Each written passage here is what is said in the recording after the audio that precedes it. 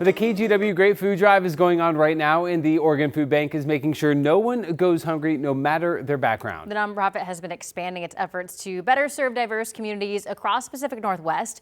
Joey Neary has the story. From flour to buns and canned beans, the Oregon Food Bank is making sure they keep those in need fed. Onions are versatile in a lot of different types of cooking. And now the nonprofit is working with diverse communities and cultures to help stop hunger. We are at the Somali Oregon Service Center, and it's actually a really beautiful collaboration between three organizations: the Community Empowerment Foundation, Somali Oregon Services, and the Rohingya Youth Association of Portland. And they're all coming together today to do a food distribution. There is a clear need at the Somali Oregon Service Center in southeast Portland. This is actually a lot of immigrant and refugee communities coming together to be served. And so we'll see how many people come through today, but definitely dozens of individuals and families. Organizers were expecting about 30 people to show up on this day. Instead, it was double. There is produce.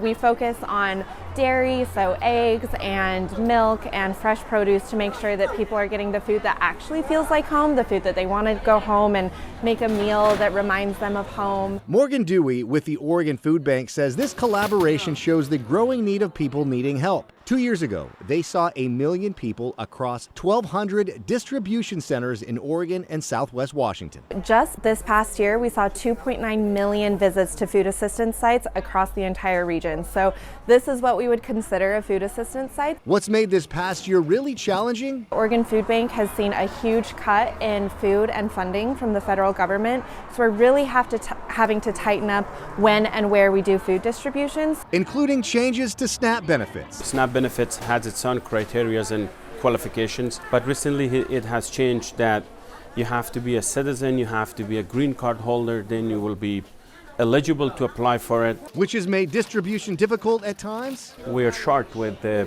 food right now, but we will try our best to distribute as much as we have. One thing these groups are determined to do: we advocate for the refugees and community members, and we try to secure food for people who are the needy families. Making sure there's food on the table for everyone in need. In southeast Portland, Joe Ranieri, KGW News. And our goal during the KGW Great Food Drive is to collect enough donations to provide more than 1 million meals to local people and families in need.